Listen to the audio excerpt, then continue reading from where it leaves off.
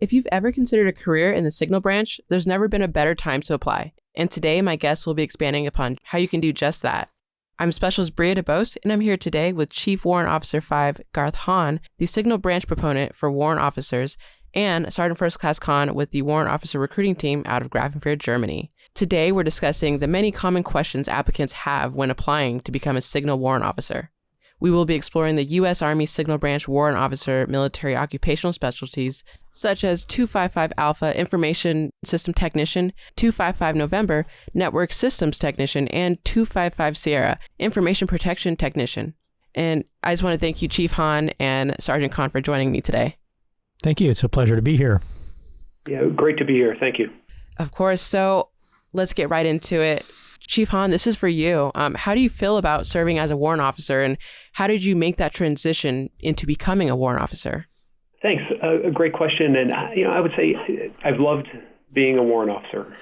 Next to joining the military, it was the best career decision I've made in the Army. And it's an avenue for anyone who wants to maintain their technical abilities and improve their technical abilities and continue to lead from a technical perspective in the Army. I transitioned after about 12 years in the Army. I'd enlisted in the Army in 1986 as a satellite communicator. I served in a variety of organizations and decided to apply for appointment as a warrant officer as a Sergeant First Class. I was at a point in my career where I felt that I would be moving into more personnel management roles, leadership roles, and while I enjoyed leading soldiers, I wanted to do that in a more technical manner. So I applied for, and it was accepted into the Warrant Officer program. I attended Warrant Officer Candidate School and was pinned Warrant Officer 1 in 1998. Since then, I've had the opportunity to serve at echelons from brigade to combatant command. I deployed to OIF and other operational missions and performed that highly technical work in many different capacities. I do enjoy leading small teams of highly technical soldiers and civilians in the communications work that we do in the Signal Corps. So for me, going warrant has led to a very satisfying career. Wow, that's quite a resume there, sir. So I want to ask some questions that are some common questions that applicants have when they're considering going into the Signal Corps. So my first question is, can you tell me what warrant officers in your specialty do in a normal span of a day? And when they start out as a new warrant officer, what are some of those responsibilities that they have? Sure. So first, let me tell you a little bit about our Signal warrant officers. We have 4 warrant officer MOSs. You mentioned 3. We also have a capper MOS at the W5 rank, senior Signal warrant officer. 2 of the MOSs, 255 Alpha and 255 November, are our sessions MOSs, meaning those are the 2 MOSs that NCOs will be seeing on the warrant officer website, Go Warrant Now, and will be applying to become a Signal warrant officer. The 255 Sierra Information Protection Technician has been in the past a feeder MOS fed from the 255 Alpha and 255 November. However, in FY21, we are making that an sessions MOS as well, and we expect to begin assessing into that MOS this coming fiscal year. Anyone interested in a more cybersecurity focused MOS, that's an opportunity for them to get involved in the Signal Warrant Officer program. Our warrant officers typically start at the brigade, honing their skills in communications areas, and that would be across all 3 of our MOSs, Alpha, November, and Sierra. In successive assignments, they'll go on to operating at the division and corps with many opportunities to get into enterprise networking with agencies like the Defense Information Systems Agency, White House Communications Agency, and others. The Signal Corps has warrant officers across the military from tactical to national levels.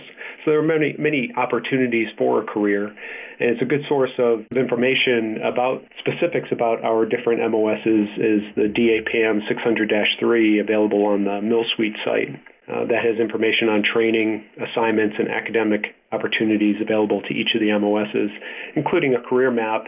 And that would give everybody a pretty good understanding of how a warrant officer in the Signal Corps' career would progress from the time they become a warrant officer through retirement. Absolutely. So we kind of talked a little bit about some of the opportunities and benefits while you're in the military as a warrant officer. What are some of those benefits that Signal warrant officers can take into the civilian world? We assess NCOs with strong technical abilities.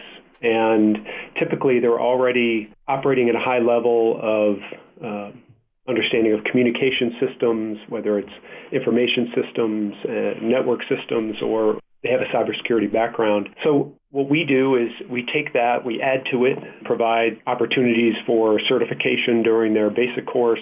Then they go out and they get a lot of experience in all kinds of communications methods from across the really broad field that we're in, and all of which applies to the commercial world. So what we provide, or what a warrant officer gets by going into the program that is applicable on the outside world, is in some ways, what every soldier gets, opportunities for continuing their college, opportunities for continuing certification.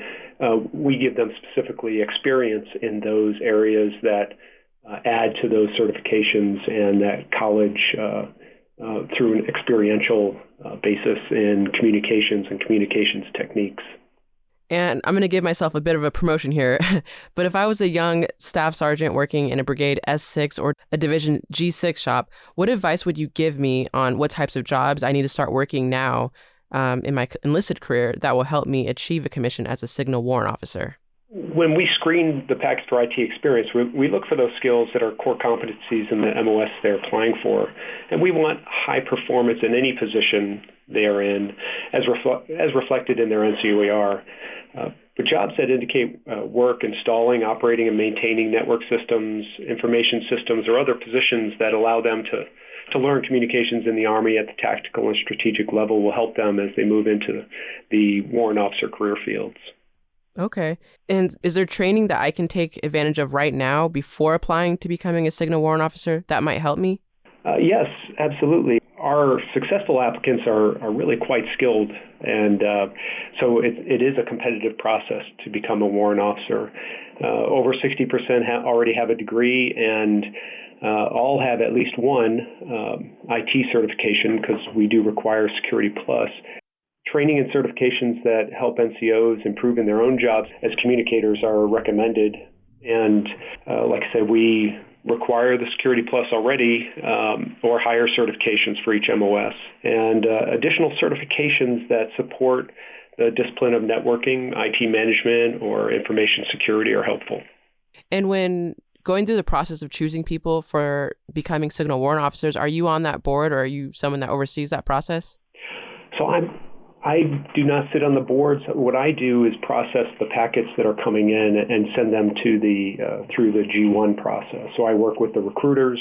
I'm a way station, and what I do is screen the packets for MOS prerequisites and ensure that they're technically qualified for becoming a Signal warrant officer. But I do not sit on the board. But I am very familiar with the board process. It's a centralized board, and it is, as I mentioned, very competitive. So it is helpful to spend some time on those warrant officer packets and preparing with a mentor, preferably a senior warrant officer mentor, but any Signal warrant officer that they can find can help them help give tips for applying for warrant officer. And I would encourage any NCO that is considering applying, obtain information from a warrant officer already to help them put that packet together. Absolutely. So you mentioned those packets. What are some common mistakes that applicants make when they're applying to the cohort, and how can those kind of be avoided? Probably the most common mistake is starting too late in the career. There is time in service requirement or limit of 12 years. It is waiverable, and we will consider NCOs with more than 12 years if they have a very strong communications background and a good reason for not applying prior. But besides just the time in service requirement, there's also, it helps to consider this earlier in the career so that you give yourself time to build that resume, that experiential base as an NCO, and develop more of your skills prior to becoming a warrant officer.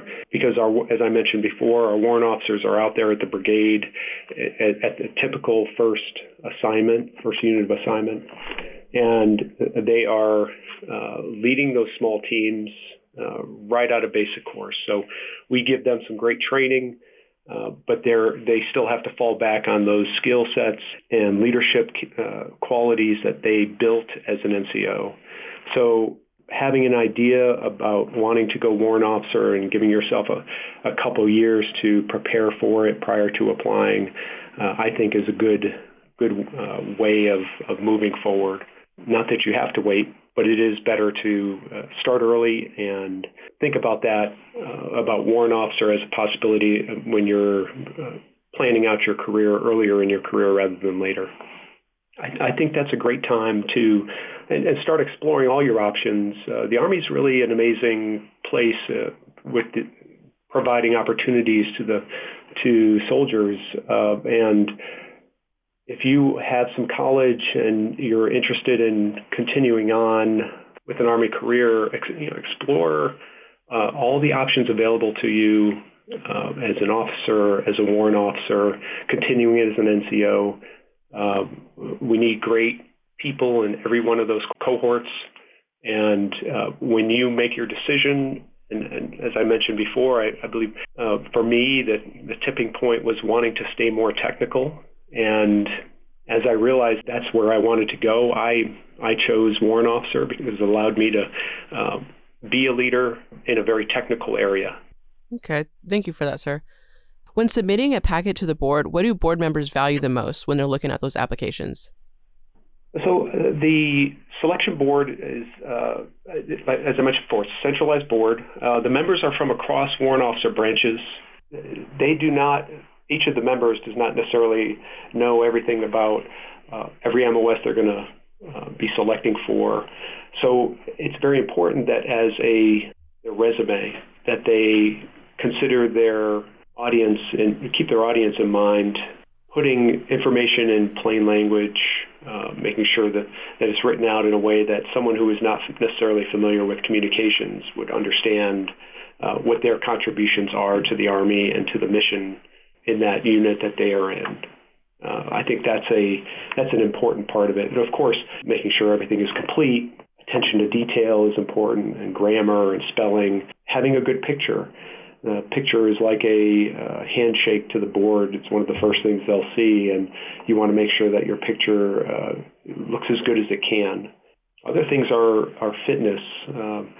Although we're in an odd time with the pandemic currently, the APFT and soon to be the ACFT will be something that cuts across all of our branches, and it's an easy measure of where a soldier stands against other soldiers in that are coming through the board. So I think those are a couple of the things that I would say people should spend some time on. You kind of touched on, creating those resumes. What's the best way that people can highlight some of the skills that they possess so they can really stand out?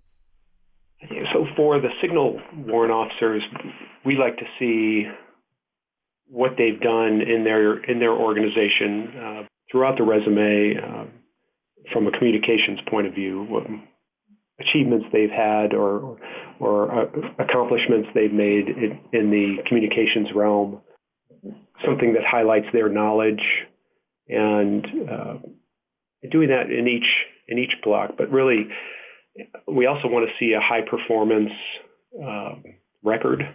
And that's why NCOERs are such an important part of the packet. That shows a history of performance in all the duties. And we want to see strong performance evaluations on those NCOERs, and that ties in with that resume.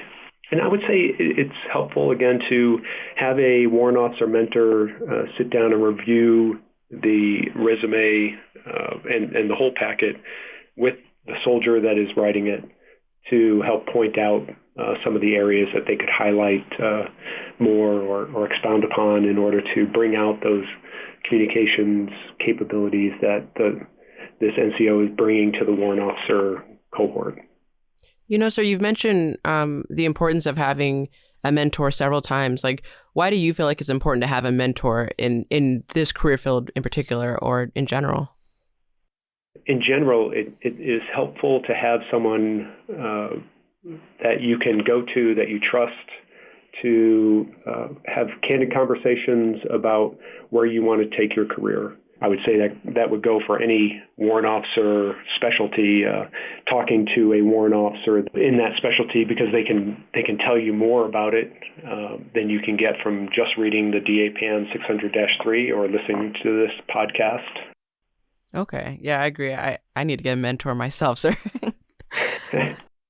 Once a candidate is selected, how long do they attend the warrant officer candidate school, and how long is the training? There are warrant officer selection boards that meet all year. The warrant officer selection boards for the coming fiscal year are the same as they have been, and we don't expect that to change. But our months are January, May, and September. Again, I would refer any NCOs that are considering applying to the Go Warrant Now USAREC website, and they have all of the information and schedules for that. But once an NCO is selected in one of those boards, then we would expect that within the year they are going to attend warrant officer candidate school. I say a year, and that can sound like a long time. Part of that is because of the current situation with the pandemic. Our training pipeline, if you will, the warrant officer candidate school and the basic course, we had to cancel some courses some classes because of the pandemic. We weren't able to move NCOs and officers in and out of the courses. So that's caused a bit of a backlog, but we expect to move through that sometime in 21. So we would expect a normal time frame from selection to candidate school to get closer to about 6 months. And then candidate school itself is 5 weeks long, and the NCO pins Warrant Officer 1 at the end of that 5 weeks. When upon the pinning, it's usually a matter of weeks, less than a month, that the new warrant officer moves to Fort Gordon and begins their training. Our training will, for each of our MOSs is 21 weeks long in the basic course. So they would PCS here to Fort Gordon, attend the training, and then PCS off to their first unit of assignment.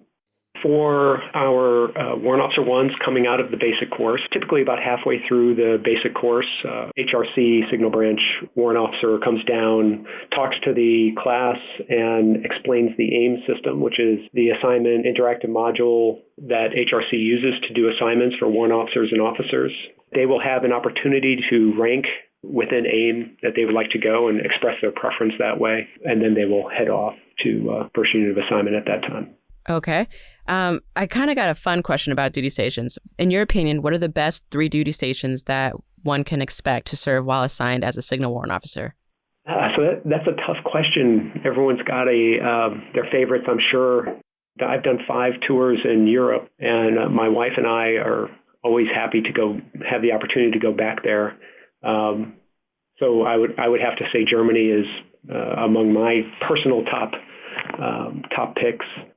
We have warrant officer positions in Germany. We have warrant officer positions pretty much around the world. So while my preference may be Germany, we do have positions in Hawaii. We have positions at every base. We have looked at TDAs and authorization documents, manning authorization documents from just about every unit, and there's communications individuals in every unit, and many units, brigade and above, have Signal Warrant Officer positions in them. So we have positions. pretty much everywhere that a person would want to go as their dream position, whether it's Alaska, Hawaii, Germany, Florida, Fort Riley, Kansas, whatever floats your boat, if you will. Right. It sounds like there's a lot of different places you can go, and it's really more so about the opportunities, I think, right? Absolutely. And I think it's along with those location opportunities, we have jobs at many different echelons within not just the Army, but the Joint Services and the Special Ops community, and at the national level among various agencies. So as a warrant officer progresses through their career, as I mentioned, there's many location opportunities, but there's also many ways to serve, many echelons and positions to serve in that you can really expand your knowledge of and use your expertise in communications to add to the really defense of our country from every echelon imaginable, from White House Communications Agency working closely with the president, all the way through to through divisions and corps at brigade level, and everything in between. So it really, there are some amazing opportunities from a geographic point of view and from a job point of view, and to make for an exciting career for anybody. Okay. Are Signal Warrant Officers really busy? I'd be lying if I said that you could kick back and it was a kickback way of life. It is very busy, and I think, as with many jobs, there are ebbs and flows. Just like any job in the Army, as an NCO, I would be extraordinarily busy sometimes, and to some degree that goes to the type of unit you're in.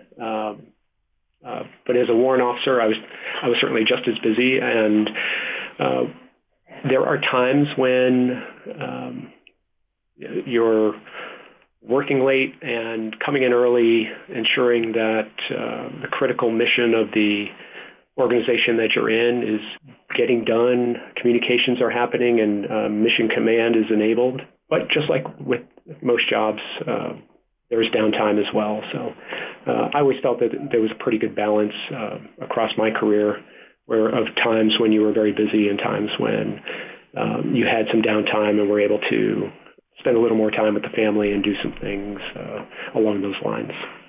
Good. Balance is important. So I want to switch gears a little bit and talk about the promotion rates. Like, what is the promotion from Chief Warrant Officer 1 to Chief Warrant Officer 5? What is that like? How fast is it, or not fast?